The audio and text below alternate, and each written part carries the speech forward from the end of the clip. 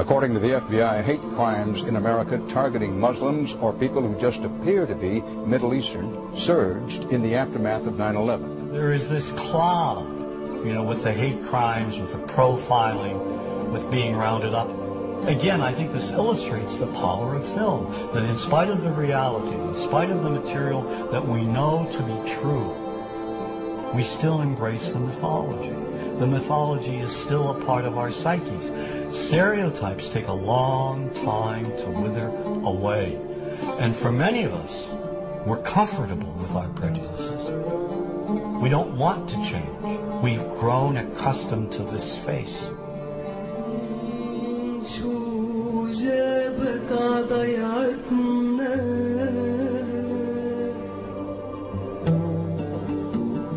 When we think of Arabs, what do we see? What images come to mind? Do we see actual people? People who, despite real cultural or geographical differences, do pretty much the same things that we do. When we think of Arab women, what images come to mind? Do we see women who laugh and play and who adore their children? Women who work in the home as well as outside? Would it come as a surprise to know that in many Arab countries, a majority of college students are actually women? What's our immediate image of Arab men? Do we see loving fathers? Men who want to provide for their families? What about Arab teenagers?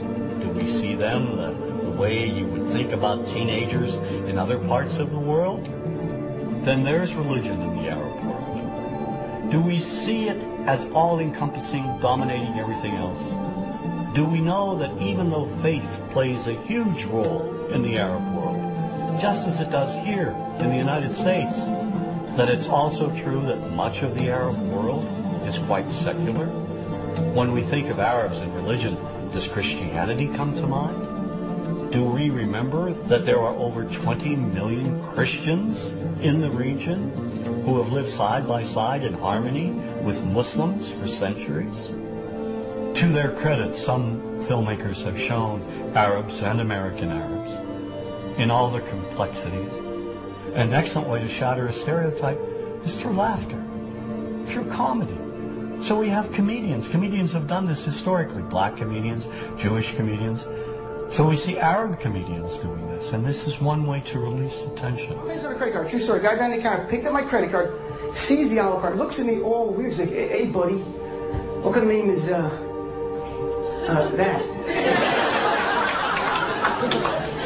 I'm like, well, sir, it's an Arabic name. He goes, what does this mean? So I'm like, well, translate it to English. It means peaceful, friendly Arab. But he's not happy because, what Arab country is your family from? So I tried the most peaceful, popular one that he would like. So I'm like, we're from the same Arab country that Aladdin is from. To his credit, Michael Moore in Fahrenheit 9/11 in the DVD includes a scene with this comedy coming out. My name really is Ahmed, and I can't fly anywhere. All you white people have it easy. You guys get to the airport like an hour, 2 hours before your flight. It takes me a month and a half.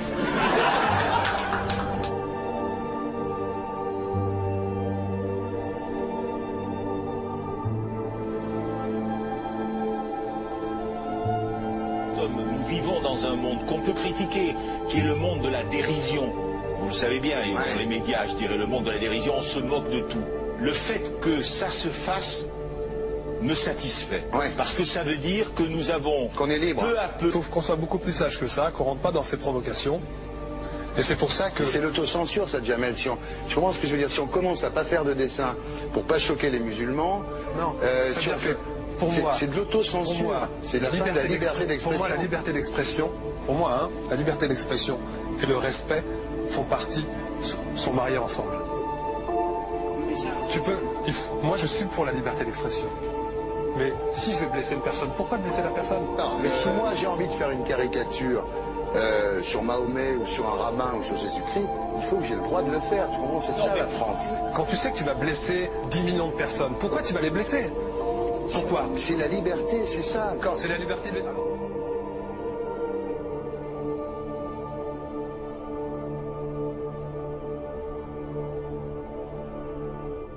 Non, mais vous pensez pas que c'était à vous de vous excuser, non? En disant le sketch n'était pas très drôle, je suis désolé si j'ai blessé des gens, voilà, excusez-moi, voilà, c'est une connerie, c'est mon travail.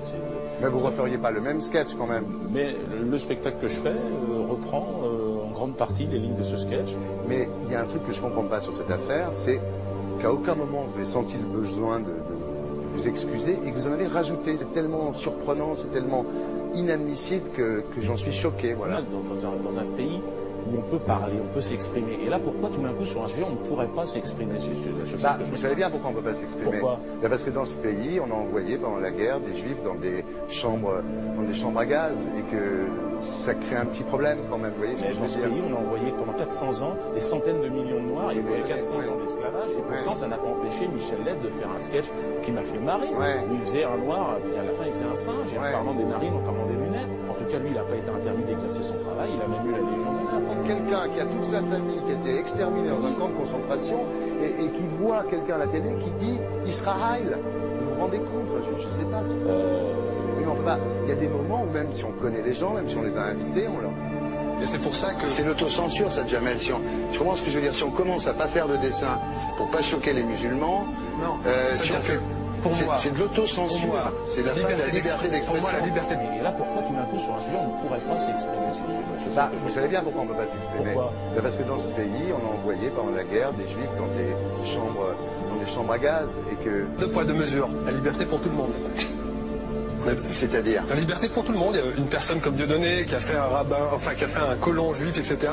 Tous ces DVD ne sont plus dans les pactes. On l'empêche médiatiquement, on ne le voit plus.